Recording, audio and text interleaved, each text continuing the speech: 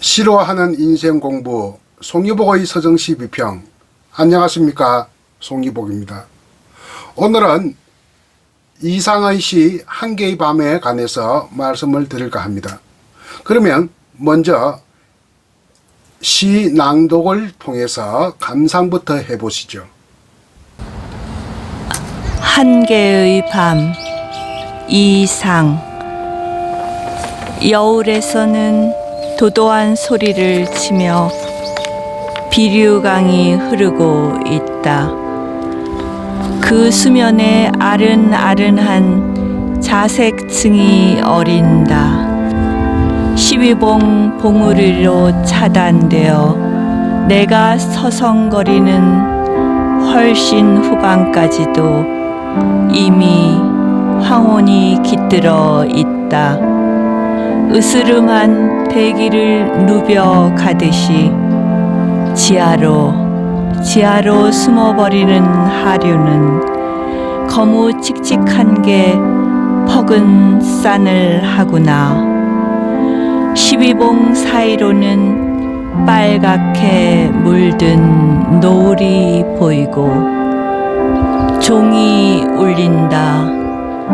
불행이여, 지금 강변의 황혼의 그늘 땅을 길게 뒤덮고도 오히려 남을 쏜 불행이여, 소리 날세라 신방에 창장을 치듯 눈을 감는 자. 나는 보잘것 없이 낙백한 사람. 이젠 아주 어두워 들어왔구나.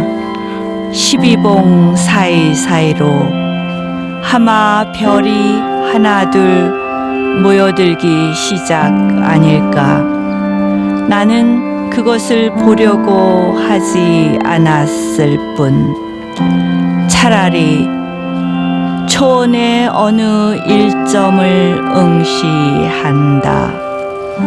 문을 닫은 것처럼 캄캄한 색을 띤 채 이제 비류강은 무겁게도 도사려 앉는 것 같고 내 육신도 천근 주체할 도리가 없다. 이상의 시 한개의 밤에 관해서 지금부터 말씀을 드릴까 합니다. 방금 이 시를 잘 들어보셨죠? 일반적으로 잘 알려져 있지 않는 시입니다. 어때요? 이상의 시라고 하면 어렵다 하는 것이 먼저 일반적인 생각입니다. 그런데 이 시는 그렇게 어렵지는 않다 하는 생각을 가질 수가 있는 시입니다. 이 시의 텍스트가 어디에서 비롯되느냐 하는 것이 궁금하죠. 1970년대 월간 문학사상 주간으로 활동을 많이 하던 이어령 선생이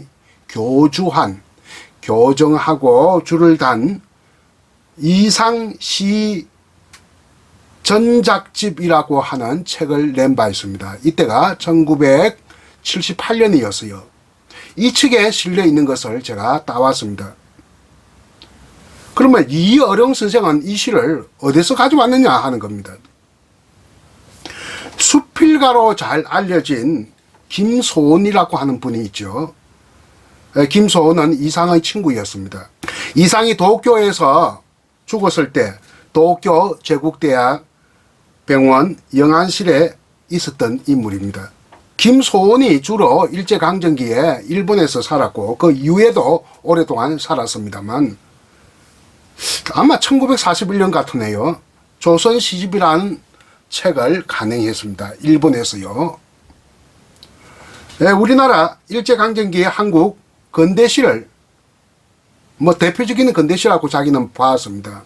일본어로 번역해서 수록한 시집이고, 그러니까 일본 사람들이 읽던 책입니다. 이 조선 시집에 이상의 시 한개의 밤이 실려 있습니다. 물론 일본어로 실려 있습니다. 이여렁이 바로 이 한계의 밤을 1978년에 이상 시 전작집을 낼 때 국역했습니다. 우리말로 옮겼습니다. 자, 그러면 그 이 원본이 한글시인가 일문시인가 하는 것이 궁금하지 않으세요? 이상은 일문시에 엄청나게 많이 썼습니다. 그렇다면 일문시일 수도 있겠는데 이 시가 어디에 발표된 시가 아니거든요. 그렇다면 이상인 친구인 김소원에게 보낸 시가 아니겠느냐, 뭐 보냈다고 하면 편지와 함께 보낸 시가 아니겠느냐, 이렇게 우리가 짐작해 볼 수 있고, 정말 편지와 함께 김소원에게 보내진 시라고 한다면 일본어를 쓸 필요가 없죠. 두 사람 다 조선 사람이니까. 한글시인 것이, 원본이 한글시인 것이 김소원이 일본어로 조선 시집을 발간할 때, 동경에서 도쿄에서 발간할 때 일본어로 번역했을 거라고 보여집니다. 이것을 다시 먼 훗날 이여렁 시가 한국어로 했다고 이렇게 짐작이 되죠. 자, 이런 과정을 밟았다고 대체로 이해하면 좋겠습니다. 이런 경우를 두고 우리는 번역시라고 하기보다는 반역시다. 원문이 한글인데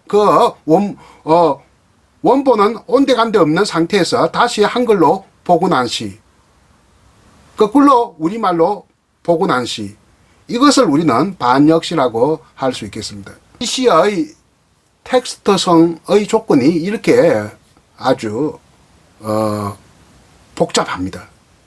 또 복잡한 게 있어요.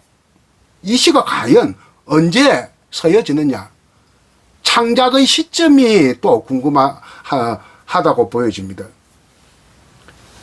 역시 이 부분은 아주 중요한 부분이기 때문에 추론에 의존할 수밖에 없다고 보여집니다. 이상이 주로 난해시를 썼는데요, 참 어려운 시를 썼는데, 난해시 쓰기 이전의 섭작시로 보는 것이 온당하지 않을까. 그가 시인이라는 공적인 이름이 활자화되기 이전의 시다. 그러니까 좀 쉽게 써여진 시다, 이렇게 볼 수 있다는 겁니다. 어쨌든 시편 한 개의 밤은 7연시로 되어 있습니다. 7개의 연으로 구성된 시다. 시의 전문을 여러분들께서 들어보아서 잘 알 수 있겠습니다만 조금 긴 시지요. 이 7개의 연 중에서 가장 중요한 부분은 5번째 연입니다. 제5연이에요. 제5연이 주제연이라고 하겠습니다. 불행이여 하는 부분부터 시작되는 부분이 제5연이죠. 그러면 불행이라고 하는 단어가 2번 나옵니다. 이 시의 키워드, 즉 주제어가 되겠습니다.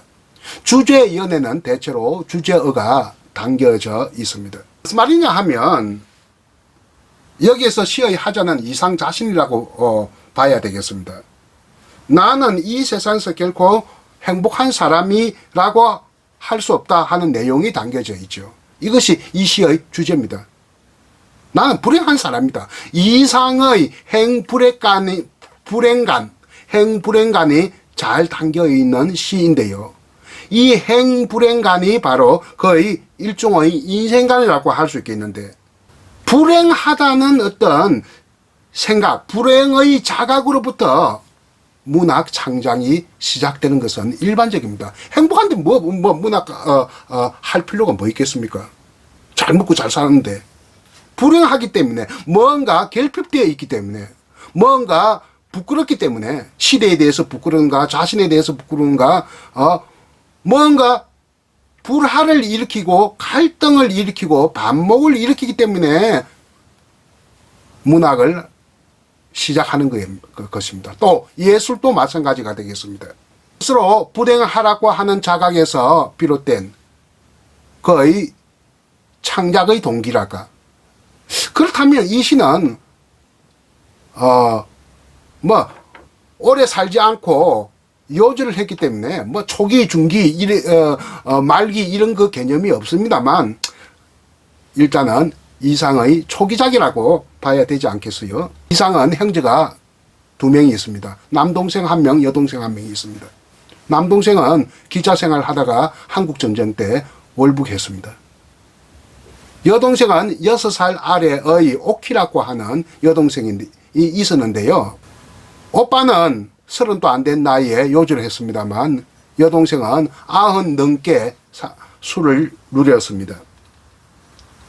오빠 이상이라는 글을 2번 발표합니다. 1962년과 1964년에 2번 발표하는데 그 글이 이상의 생애랄까 그 전기에 관해서 시사하는 바가 담겨 있습니다. 이런 말이 있어요. 오빠 이상. 오빠의 불행한 생활이 표면화된 것은 1933년 3월 오빠가 직장을 버리던 날로부터 시작되었습니다 하는 문장이 있습니다. 이게 이 한 문장이 이 시를 이해하는 데 도움이 될 것 같습니다. 오빠의 불행은 바로 직장을 버리는 때부터 시작돼. 이때 피를 처음 토합니다. 이 무릎에 각혈을 하게 되는 것입니다. 폐결핵이 이제 도졌기 때문에 속에서 이제 피가 나오게 된 거죠. 일반적으로는 그가 직장을 사직한 원인이 폐결핵, 그러니까 병으로 인한 것이다 라고 알려져 있는데 실제로는 이 폐결핵이라고 하는 지병 때문에 사표를 낸 것이 아니라 그 여동생의 정언에 의하면 일본인 상사와의 갈등 때문이었다라는 말이 이 글 속에 담겨져 있습니다. 여동생 오키의 정언에 따라 그렇다면 그의 불행의 정체가 무엇인지를 분석해 볼 수가 있겠습니다. 대체로 2가지로 요약된다. 불행 1, 불행 2. 불행 1은 뭘까요? 나에게 치명적인 병이 있다는 자각에서 오는 불안과 관련된 것. 불안하기 때문에 불행하다는 것입니다. 2번째, 불행 2. 불행 2는 일본인 상사와의 갈등이라고 그 여동생 오키의 정언에 따라 일본인 상사와의 갈등이라고 본다 하면 뭐 일하는 과정에서 그 일본인 상사가 이상에게 모종의 모욕감을 주었을 개연성이 있습니다. 어떤 시대적 갈등하고 관계가 있습니다. 식민주의와 식민지 엘리트 지식으로서의 삶 의식과 충돌하는 부분, 불화를 일으키는 부분. 실제 죽기 전에 도쿄 시절에 그는 불령선인으로 낙인이 찍혔습니다. 일본 경찰 당국에 의해서. 불령선인이 뭐냐? 고분고분하지 않는 조선증, 조선인이다. 이 뜻입니다. 그러니까 요주의 인물이다. 이상이 자신이 불행하다는 것을 잘 나타내는 그의 생애의 에피소드가 하나 있습니다. 그는 후배급의 문인들인 신부락 동인들하고 좀 어울렸습니다. 어울려서 술을 마시곤 했습니다. 신부락 하면 그 핵심적인 인물이 서정주예요. 서정주, 그의 친구 하명수, 또 그리고 당시에 연희전문학교 다니던 이성범, 뭐 뒤에 과학자로 뭐 이렇게 삶을 살게 됩니다. 막 이런 분들과 같이 어울리면서 술을 마셨는데 시인 서정주의 정언에 의하면 그는 술을 아주 좋아했다. 한 번은 같이 초저녁부터 새벽 늦게까지 술을 마신 적이 있다 해요. 초저녁에 술 마실 때 창부 타령을 불렀다. 그의 애창곡이라고 합니다. 민요 창부 타령. 모더니스트로서 조그만의 의외다 하는 생각을 할 수 있겠죠. 창부라고 하는 것은 창부 제인의 준말, 남자 강대, 또 혹은 무당의 남편을 또 창부라고 합니다. 이 2가지가 겹치는 부분도 있어요. 그러니까 무당의 남편이면서 광대 역할을 하는 그런 사람도 있습니다. 그 창부 타령을 초저녁에 잘 부르다가 이 술집 저 술집 옮겨 다니다가 지금의 조선 호텔 그 부근에서 12시 넘은 지점에 술이 많지 않은 상태에서 바닥에 그냥 들어 누워서 막 울더라고 합니다. 그때 시인 서정주가 한 말은 그 당시 조선 청년의 전형적인 모습이다. 무슨 출구가 없는 조선 청년의 전형적인 모습이다. 그렇게 말한 바 있습니다. 자, 이상은 자기가 치명적인 폐결핵을 앓고 있다는 것도 알기 때문에 술이 만취가 되니까 나는 오래 못 산다 하는 어떤 절망감, 그 울부짖음, 절규, 몸부림 이런 것을 보여준 겁니다. 술에 못 이기게 되니까. 하여튼 술을 좋아했다고 하고 서정주는 이상의 술에 관해서 유주무량이다 이런 말을 했거든요. 술을 없어서 못 마시지 술이 있다면 유주 있을 유자 술이 있다면 양이 없다. 끝없이 마신다 이 말입니다. 왜? 그가 스스로 불행하다고 생각하니까 술로서 달래라고 한 것이죠. 거의 불행을 달래라고 한 것입니다. 이상이 조선중앙일보에 오감도를 연재할 때가 1934년이거든요. 그렇다면 이 한계의 밤은 그 이전에 1933년일 가능성이 높습니다. 그리고 아까도 말씀드렸습니다만 1933년 3월은 그가 직장을 내버리고 직장을 뛰쳐나온 시점이기 때문에 또 스스로 병이 있다고 심각한 자각이 있던 때이기 때문에 1933년에 이 시가 쓰여졌을 것이라고 보는 것이 지금 현재로서는 가장 온당한 해석이 아닌가 이렇게 보여집니다. 이때부터 그는 또 요양을 다닙니다. 항해도 온천에서 요양을 하다가 기생 금홍을 만나서 사랑에 빠지고 이런저런 사정을 볼 때 1933년 작품이 아닌가 이렇게 여겨집니다. 시의 본문을 한번 살펴볼까요? 자, 제목은 한계의 밤입니다. 한계의 밤이라 하는 것도 조금 낯선 표현이라고 할 수 있겠죠. 왜 밤이 한계야? 물건도 아닌데 이런 생각이 들 겁니다. 이때 한계라고 하는 것은 일종의 밤이다. 항원이 깃들고 어둠이 찾아오고 내 인생에도 일종의 밤이 찾아오고 있다. 이때 밤이라고 하는 것은 생의 그늘진 부분, 불행이 시작되는 부분, 뭔가 불길한 예감이 내포되는 부분이다. 이렇게 보여지고 있겠죠. 결과론적으로 볼 때 이상은 자신이 느낀 인생의 밤 시기에 모든 문학적인 활동을 감명하게 됩니다. 그는 인생의 밤에 혹은 또 실제의 밤에 시를 쓰고 소설을 쓰고 수필을 쓰게 된 것이죠. 그는 카프카처럼 전역형 인간이다. 이렇게 보여집니다. 그가 전역형 인간이라는 것은 거의 자전적 소설인 날개에 봐도 잘 알 수 있습니다. 그러면 본격적으로 이 시의 본문을 분석해 볼까요? 제1회는 이렇습니다. 여울에서는 도도한 소리를 치며 비루강이 흐르고 있다. 그 수면에 아른아른한 자색청이 어린다 라고 되어 있네요. 비루강이라고 하는 강을 지금 묘사하고 있습니다. 하나의 자연을 묘사하고 있죠. 그 강의 수면에는 자색청을 이루고 있다. 이런 말을 하고 있습니다. 농담이란 말 아시죠? 짓고 엮고 한 것을 우리는 농담이라고 하지 않습니까?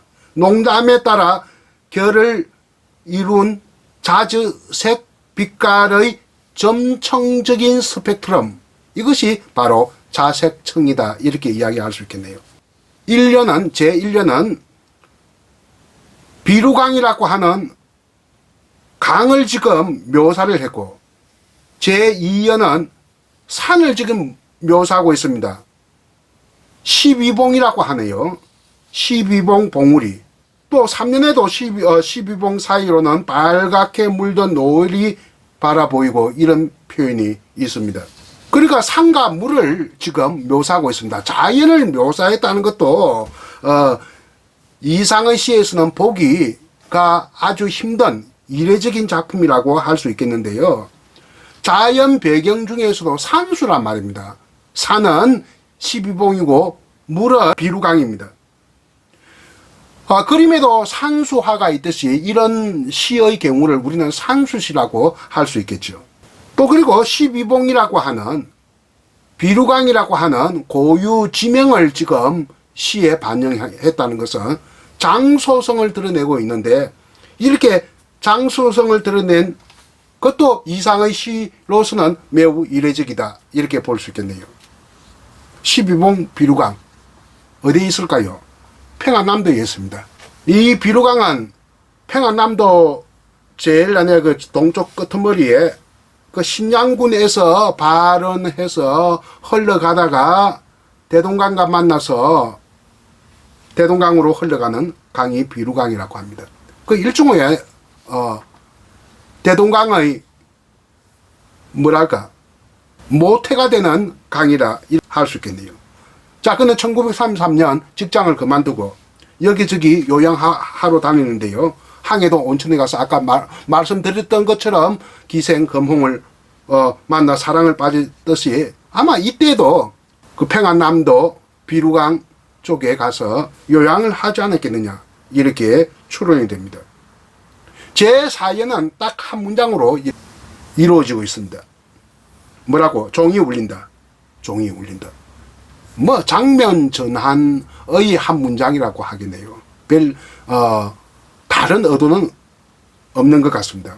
이때 종은 이 산이니까 아마 교회의 종은 아닌 것 같고 산사의 종이 아니겠느냐, 산에 있는 사찰의 절이 아니겠느냐. 또 그리고 이 종이 울림으로써 낮에서 밤으로 이렇게 시간이 전환되어 간다 하는 것을 보여주고 있습니다. 제5연은 아까 말한 대로 주제연이라고 했죠. 가장 중요한 부분입니다. 불행이여라고 시작되는 부분입니다. 한번 읽어볼까요? 불행이여 지금 강변의 항원의 그늘, 땅을 길게 뒤덮고도 오히려 남을 손 불행이여, 소리 날세라 신방에 창장을 치듯 눈을 감는 자, 나는 보잘것없이 낙백한 사람.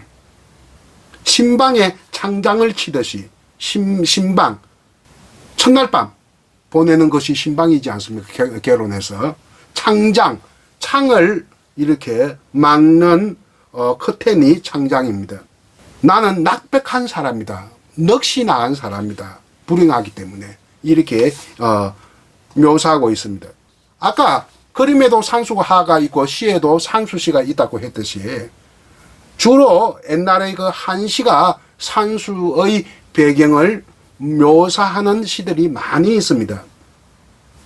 이런 산수를 묘사하는 한시를 보면 그 독특한 무슨 표현 기법이 있는데요. 이것을 성경후정이라고 합니다.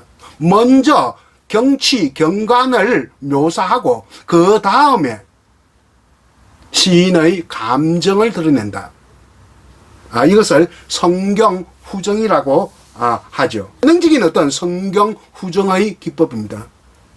1원에서 4연까지는 산수라는 어떤 자연의 배경을 묘사했다가 제5연에 와서 자기의 감정, 시인의 감정, 즉 화자의 감정이 드러나고 있죠.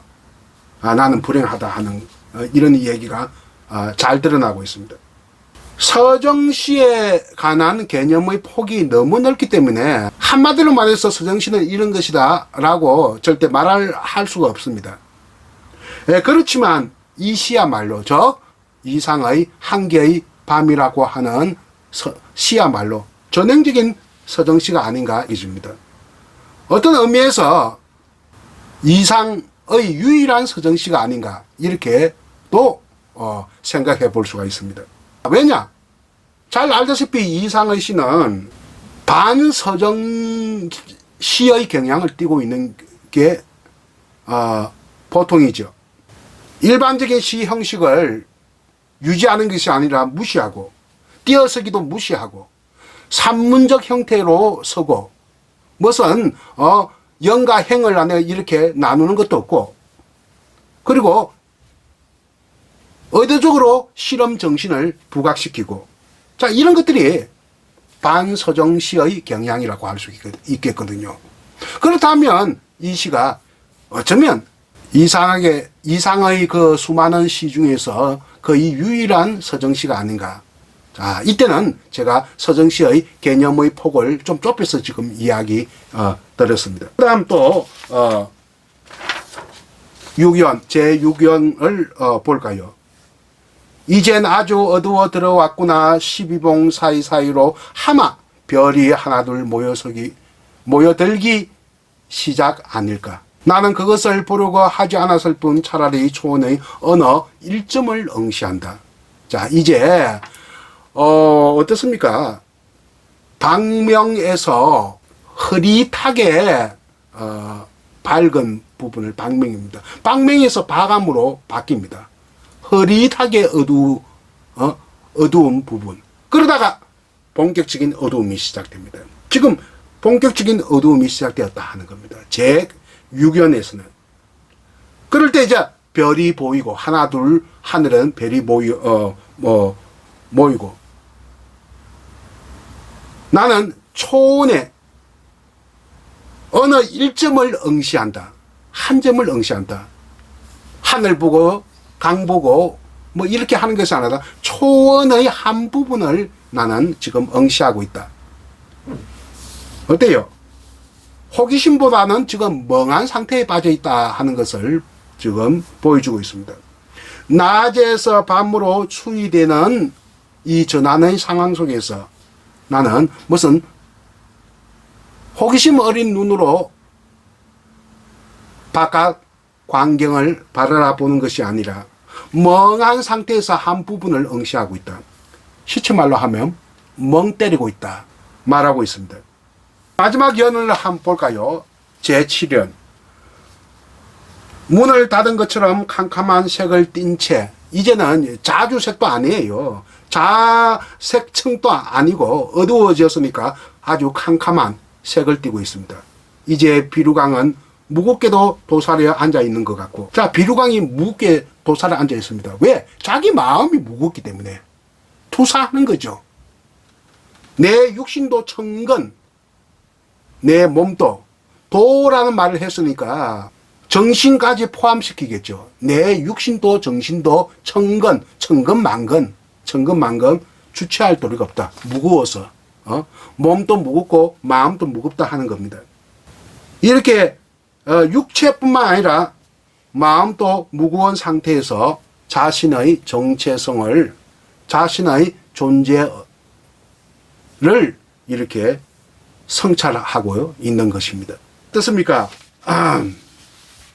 한개의 밤, 이상의 특이한 이례적인 시 한 편을 보면서 이상이 마간의 그저 새로운 문학적인 삶을 시작할 무렵의 마음속의 풍경, 즉 내면 풍경을 우리가 살펴보았습니다. 그러면 지금부터요, 이상의 삶에 관해 기묘한 부분들, 잘 알려지지 않는 부분들만 제가 또 몇 가지 소개할까 합니다. 이상은 일단 수재였어요. 그러니까 그는 사후에 죽은 다음에 천재 소리를 듣게 되었는데, 물론 살아있을 때는 좀 인정을 받지 못했습니다. 모든 예술가들은 이렇게 세상의 모든 예술가들은 사후에 인정을 받는 것이 보통입니다. 조기 교육, 초등학교 4년 다녔습니다. 다른 동급생들보다 이렇게 2년씩 빨리 입학하고 졸업을 하고, 보성학교를 다녔죠. 5년제 중학교. 이상이 보성학교를 졸업하고 바로 경성 고등공업학교에 입학합니다. 보성학교는 5년제 중학교 과정이고, 경성 고등공업학교는 3년제 전문학교 과정입니다. 이상이 입학한 경성고등공업학교는 조선인 학생이 입학하기란 하늘의 별 따기였습니다. 정원이 한 60명쯤 되고 과가 5개 과인데요. 보통 12명이 한과의 학생이 12명인데 이상은 건축과였습니다. 13명 뽑는 경우도 있습니다. 이상이 입학할 때는 63명이 입학을 했고요. 63명 중에서 이상은 23등으로 입학을 했습니다. 그래 입학한 그 당시에 조선인 학생은 63명 중에서 2명인데 1명은 2학년 진급을 못합니다. 낙제해버렸어요. 그리고 자기 혼자 다녔죠. 그리고 2학년, 3학년 이렇게 진급을 할 때는 1등씩 진급하고 졸업할 때 수석 졸업했습니다. 수석 졸업했기 때문에 총독부 건축기사로 취직을 했던 겁니다. 그러니까 이상은 수재였다. 그리고 이상과 관련된 여자 문제가 복잡했다는 말도 있지만 그렇지 않나 봅니다. 최근에 좀 여러 가지 알려진 바에 의하면 이상의 여자 하면 잘 알려진 경우는 두 사람, 기생거몽과 변동림이라고 하는 여자. 거몽을 만나서 연애하고 동거생활을 하는데 이것이 거의 대표적인 소설인 날개에 잘 투영되어 있습니다. 그 날개에 아내의 이름을 혼잣말로 부르는 장면이 나오는데요. 주인공 하자가 연심이 하고 이렇게 혼잣말을 합니다. 김연심이가 바로 안에 거몽의 본명입니다. 또 다른 작품에 보면 옥심이가 나오는데 옥심은 연심의 거몽의 여동생입니다. 다방을 경영했을 때 세칭 가오 마담으로 일을 맡기죠. 그러다가 헤어진 것 같아요. 그러니까 또 다른 여성을 만나게 되는데 그의 친구 변동욱이라고 하는 친구가 있는데 그 여동생이 자기보다 6살 아래인데 그 여동생이 이하여전 졸업한 여동생이 있어서 한번 보니까 마음에 들어가지고 자꾸 졸라댑니다. 자기 소개해달라고. 정말 소개해주기 보니까 여동생도 좋은 것 같아가지고 둘이가 혼인신고하지 않고 사실 결혼 생활을 하게 됩니다. 1980년대 중후반이었습니다. 제가 대학원 20대 후반 대학원 다닐 때인 것 같으네요. 이상에 관한 다큐멘터리가 TV에서 방영한 적이 있었는데 그때 여동생 오키가 출연을 했습니다. 그때 그런 말을 해요. 검홍은 성격이 살살 맞고 살길이 곱고 상당히 미인이었다. 이런 말을 했고요. 이에 비해서 변동님은 검홍에 비하면 미모에 있어서는 전혀 미치지 못한다. 이런 말을 했대요. 먼 훗날 두 사람이 한번 만난 적이 있다고 합니다. 한때 올케와 시누이였던 변동님과 그 이상의 여동생 오키는 김포공항에서 잠시 한번 만났다고 하는데 그때가 1980년대 초반이었대요. 한 40몇 년 만에 만난 거죠. 40한 5, 6년 만에. 변동님은 다음에 또 이야기 하겠습니다만 화가로 유명한 수화 김한기 하백과 결혼을 하게 됩니다. 그거는 조금 이따가 다시 또 이야기하겠습니다만 이상이 변동님을 처음 만났을 때, 그 친구 여동생 처음 만났을 때 이런 말을 했대요. 우리 함께 죽을까 아니면 먼데 놀러 갈까 이런 말을 했대요. 참 처음 만난 여자 보고 이런 말 하기도 쉽지 않죠. 참 난해한 사람입니다.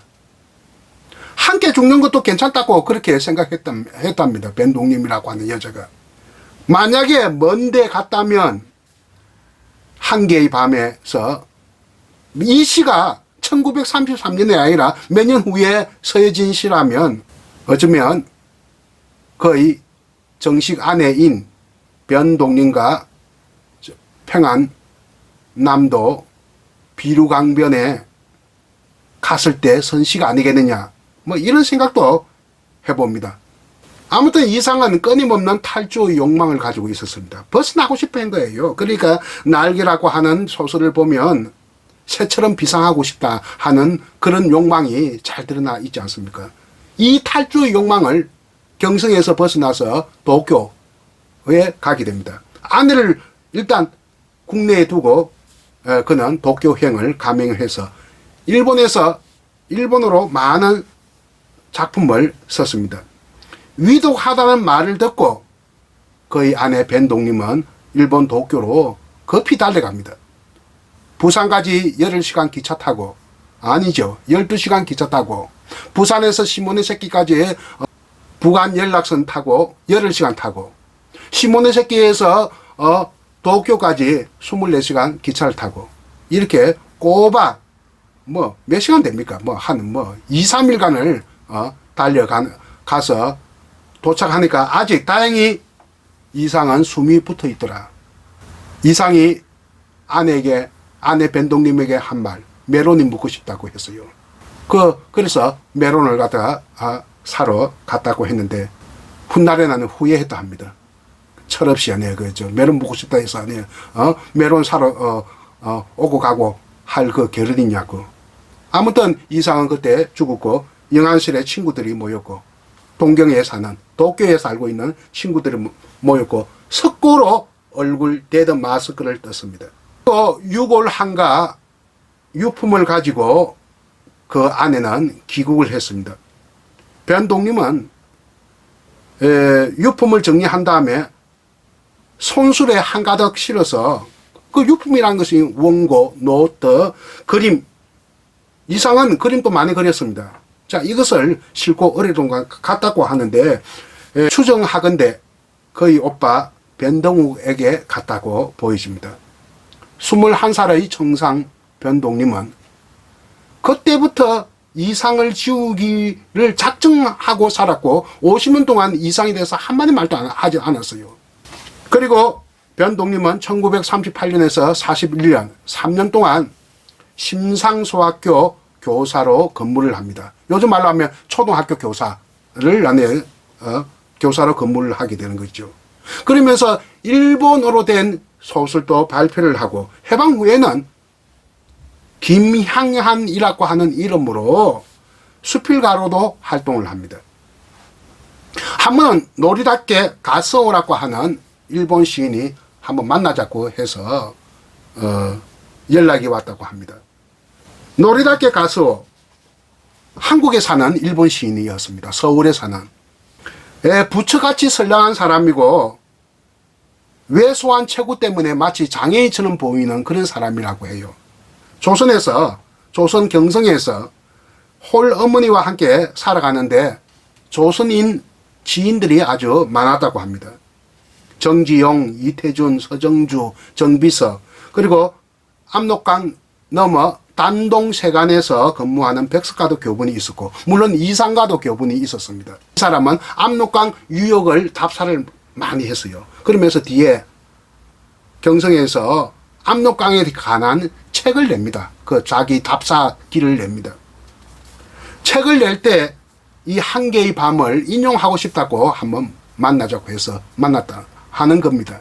만나서 이제 이리저리 이야기하고 벌써 또 식사도 하고 몇 분 만나보니까 사람이 좀 좋아 보이더라 하는, 그러면서 한 번은 노래답게 가서오라고 하는 시인은 좋은 사람인데 한번 소개해 드릴까요? 하가가 있는데 그 사람이 바로 수화 김한기입니다.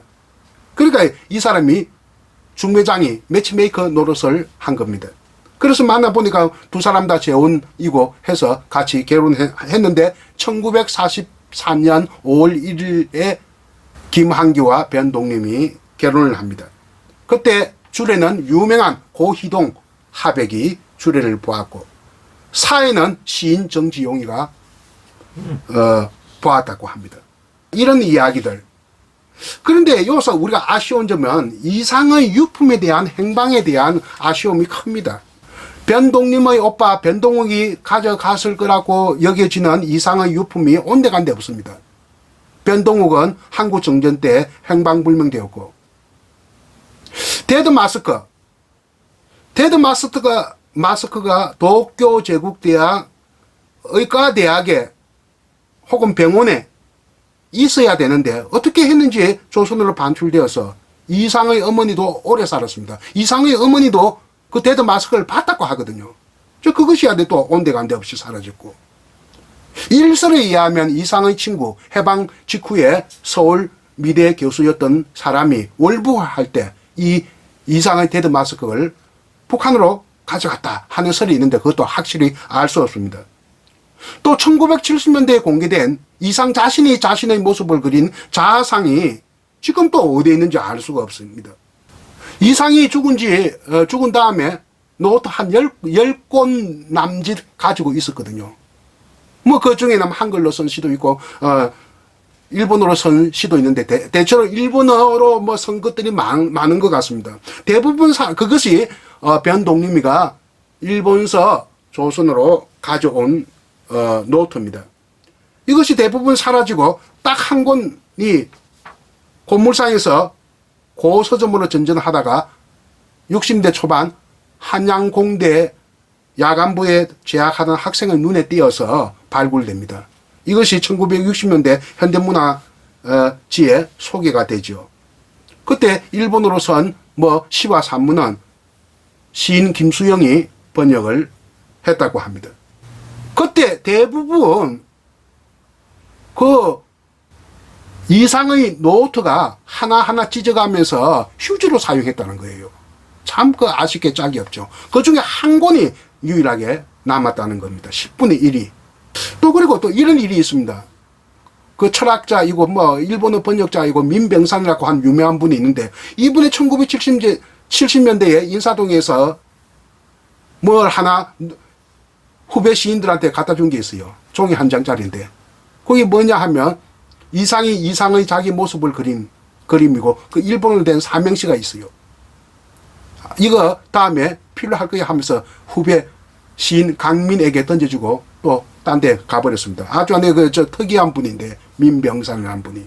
이것이 굉장히 중요한 자료인데 이것이 시인 강민 씨가 친구인 임종국에게도 제공을 하고 복사본을 그때도 복사본이 있었던 모양이죠. 1970년대 있었겠네요. 자, 이걸 원본을 잘 보관하다가 이사하는 과정에서 찾지를 못했다고 하는데 이 강민 선생도 제가 재작년에 만났는데 작년에 돌아갔었어요. 하여튼 복사본은 갖고 있으니까 그 복사본이 이상을 그린 자상 스케치 모습 도쿄에서 선 종입니다. 그림과 시는 일본어 삼행시로 되어 있는데 저항시다. 다음에 혹시 기회가 있으면 이 일본어로 된 삼행시 소개할까 합니다. 이러저러한 안에 이상의 어떤 삶에 대한 얘기거리가 많이 있는데 이제 그러면 정리를 한번 해볼까요? 오늘 공부한 한계의 밤. 이상의 시 같지 않는 비교적 쉬운 시다. 청년 윤동주가 이상의 시를 보고 아마 오감도였을 겁니다. 한마디로 이렇게 이야기했습니다. 매운맛이다. 매운맛. 자, 맵다는 것은 영어로 hot이죠. HOT입니다.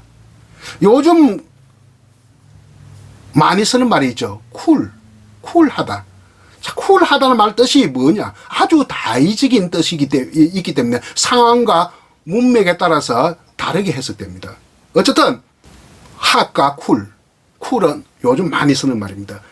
윤동주가 이상의 시를 보고 이 난해한 시를 보고 핫하다라고 했는데 이것은 읽기에 거슬리지만 싫지는 않다 이런 뜻입니다. 읽기는 좀 거슬리고 생각을 많이 해야 되지만 그렇게 싫지는 않다 이런 뜻으로 매운맛, 핫한 맛이라고 했는데 한계의 밤은 이상의 시에서는 이례적으로 쿨한 시다. 읽기에 거슬리지 않는 시다. 맛이 있다 하면 매운맛이 아니라 이 쿨한 맛은 약간의 선맛을 가지고 있다. 선맛이라는 것은 자기 조소적인, 자조적인, 자기 풍자적인 무미하지만 약간의 선맛이 나는 시가 바로 오늘 공부한 한계의 밤이 아닌가. 어쨌든 이상의 시 가운데 가장 이색적인 맛을 낸 시가 바로 오늘 우리가 감상하고 이해한 한계의 밤이 아닐까 이렇게 생각하면서 마지막으로 제가 또 첨가할 말이 있습니다. 변동림 씨, 이상의 아내였던 변동림 씨는 뒤에 이름까지도 바꿉니다. 김향안이라고. 그만큼 이상을 지우려고 굉장히 노력했던 사람입니다. 거의 반세기 동안 가장 이상에 대해서 잘 아는 정언자이지만 이상에 관해서 거의 정언을 남기지 않았습니다. 먼 훗날에 이상에 대한 정언을 좀 남기면서도 그리고 이상의 모교인 보성 고등학교에 이상의 시비를 세워주기도 했습니다. 오늘은 이상의 독특하고 이례적인 시의 한계의 밤을 가지고 이것저것 생각을 많이 해보았습니다. 오늘 저희 말씀을 갈무리할까 합니다. 그러면 다음 기회에 또 만나서 서정시에 대해서 많은 얘기를 주고 받겠습니다. 감사합니다. 한계의 밤 이상.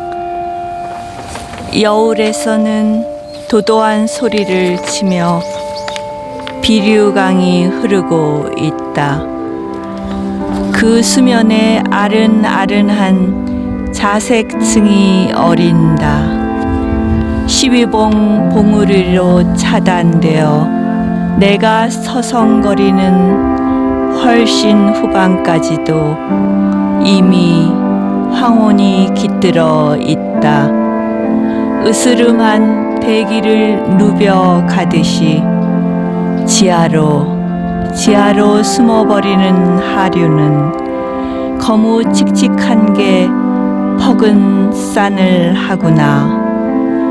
12봉 사이로는 빨갛게 물든 노을이 보이고 종이 울린다. 불행이여, 지금 강변의 황혼의 그늘 땅을 길게 뒤덮고도 오히려 나물 쏜 불행이여. 소리 날세라 신방에 창장을 치듯 눈을 감는 자. 나는 보잘것 없이 낙백한 사람. 이젠 아주 어두워 들어왔구나. 12봉 사이사이로 하마 별이 하나둘 모여들기 시작 아닐까. 나는 그것을 보려고 하지 않았을 뿐 차라리 초원의 어느 일점을 응시한다. 문을 닫은 것처럼 캄캄한 색을 띤 채 이제 비류강은 무겁게도 도사려 앉는 것 같고 내 육신도 천근 주체할 도리가 없다.